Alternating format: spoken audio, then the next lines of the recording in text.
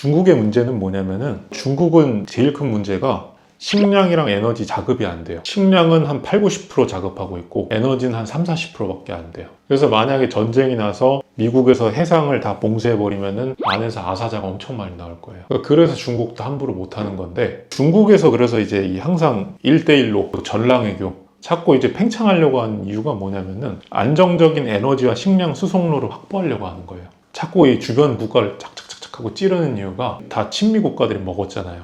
찌를 수밖에 없어요. 밖으로 나와야 되니까. 이제 에너지도 주로 이제 얘네들이 수입한 데가 이란이거든요. 해상 무역로 말고도 지상 무역로를 이제 저기 가스관을, 송유관을 지금 만들어 놨는데, 중동이랑 딱 중간에서 가로막고 있는 국가가 어디냐면 파키스탄이랑 미얀마예요. 그래서 미얀마에서 뭐 몇 년 전에 저기 민주화 운동이 일어났다고. 원래 거기 대통령이 누구였냐면은 그 아웅산 수치라고 여자 할머니 있었는데, 그 할머니 몰아내고 군부 세력이 집권했잖아요. 그래서 우리나라 사람들 뭐 무슨 뭐 민주화 운동이네 뭐네 뭐 도와줘야 된다네 막, 그건 뭐냐면은 미얀마의 군부 세력을 지원하는 집단이 뭐냐면 중국이에요.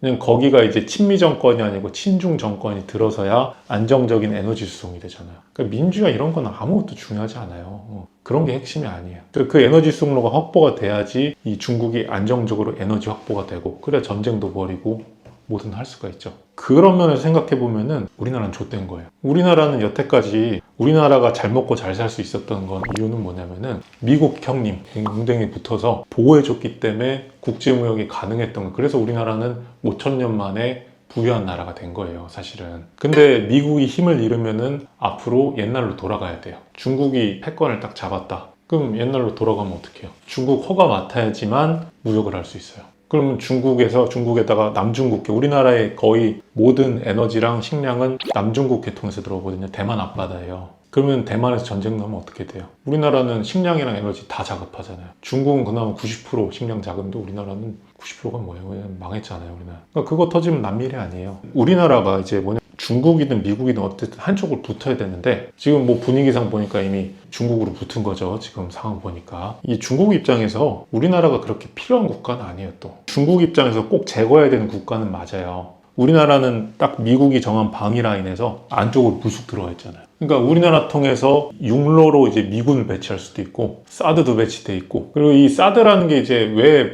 물론 이건 막 밀덕들이 얘기하는 건데, 중국에서 만드는 이 미사일 중에 초음속 미사일이 있거든요. 이게 뭐냐면 이제 미국의 항공모함 격침시킬 수 있는, 근데 이제 거기에 대응할 수 있는 방어 체계가 이제 사드라는 얘기가 있더라고요. 진짜인지는 모르겠어요. 근데 어쨌든 우리나라는 여기서 딱 스타로 따지면은 CG 탱크가 이렇게 딱 싸고 있는데, 그중에서 제일 거지 같은 위치에 쑥 들어와 있는 CG 탱크가 우리나라예요. 그러니까 우리나라가 없어져야 돼요. 우리나라가. 걔네들 입장에서는 같은 편을 끌어들이거나 어떻게 폭파시켜버리거나. 근데 우리나라가 이제 미국 입장에서는 쓸모가 있는데, 이게 딱 중국 편으로 붙어버리면은 사실 그다지 쓸모가 없어요. 왜냐면 중국이랑 산업이 다 겹치잖아요. 그럼 우리나라는 그냥 뭐냐면은 바깥에 있는 북한이 되는 거예요. 북한이 오히려 낫죠. 왜냐면 앞으로 우리나라가 육로 무역하려면은 북한에 허락 맡아야 되고 중국에 허락 맡아야 되고, 그럼 이제 앞에서 일본이랑 싸우면 이제 고기방패 되는 거예요. 근데 미국 입장에서는 우리나라가 쓸모가 있어요. 왜냐면은 중국을 칠 수 있는 육지를 갖고 있고, 그죠? 그리고 우리나라는 지금 산업이 살아있잖아요. 지금 그 미국에서 우리나라에 이제 군함 건조를 맡겼는데, 미국에서 만드는 것보다 비용도 3분의 1이고 기간도 반밖에 안 돼요. 그러니까 우리나라가 지금 필수 불가결해. 이 미국 입장에서는 어느 정도 걔네들이 이 산업 기반을 갖출 때까지는.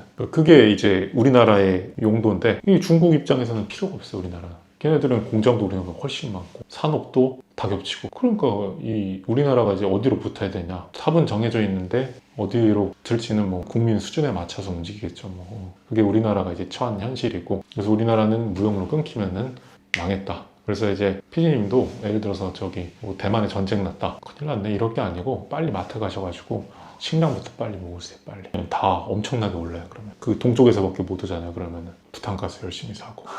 6월 달에 이제 대선이긴 한데 네. 사실상 넘어갔잖아요. 이제 네. 거의 다. 중국이 완전 확실히 붙는 건데, 미국이 완전히 제일 방금 말씀하신 군함 조선도 거의 끊고. 그 이제 그 두 세력 간의 이제 힘싸움은 사실은 개인들이 알 수가 없잖아요. 물 밑에서 무슨 일이 일어나는지는. 그건 둘이 알아서 하겠죠. 그러니까 우리한테 주권은 없다는 거예요.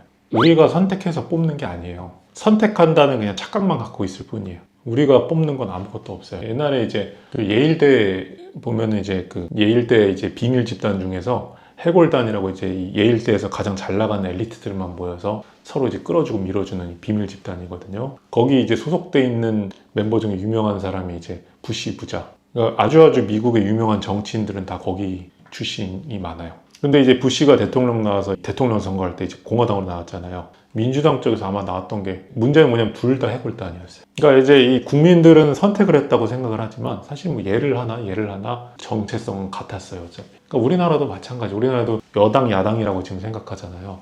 이 둘이 정체성은 똑같아요. 지금 큰 차이가 없어요. 물론 이제 저쪽을 뽑으면은 뭐 조금 이제 눈치를 볼 수밖에 없죠. 왜냐면 그 당의 정체성이라는 게 있으니까. 근데 뭐 저쪽을 뽑든 여길 뽑든 사실 우리가 결정하는 게 아니에요. 근데 이제 우리가 결정한다고 믿어야 그래도 희망이 있죠, 뭔가. 크게 사실 신경 쓸 필요가 없는 것 같아요. 우리가 어차피 지금 할 수 있는 게 아니니까 개인은 개인의 일에 집중을 하는데 개인이 할 수 있는 거는 여러 가지가 있는데 그건 나중에 한번 얘기를 해볼게요. 네.